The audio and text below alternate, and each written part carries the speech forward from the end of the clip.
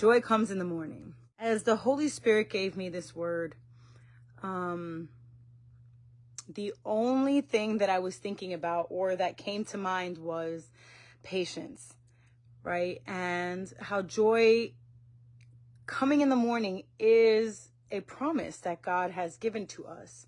And that although it is very difficult for us to see now in our lives, or to see it in the dead of night, in the time frame where we are thinking way too much, that is a promise. Joy comes in the morning.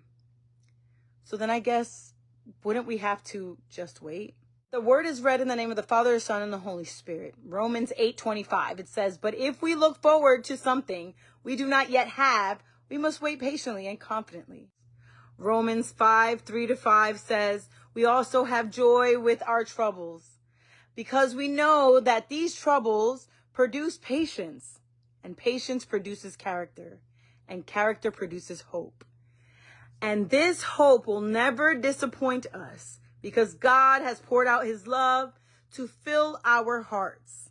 Proverbs 14:29-30 says, patience leads to abundant understanding, but impatience leads to stupid mistakes.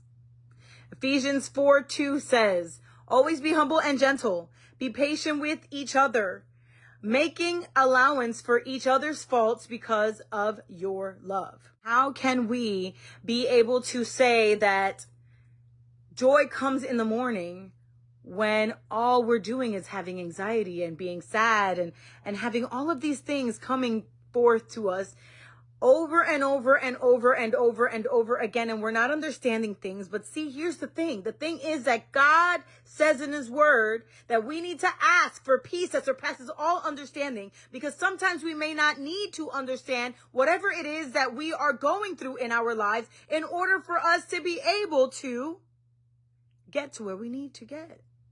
The thing is that we have to take that word where it says joy comes in the morning, and we're going to have faith, because what happens is that if there was no fear in our life, how then could we have faith? If we have never fallen down in our lives or gone through anything negative in our lives, how then can we know what grace is?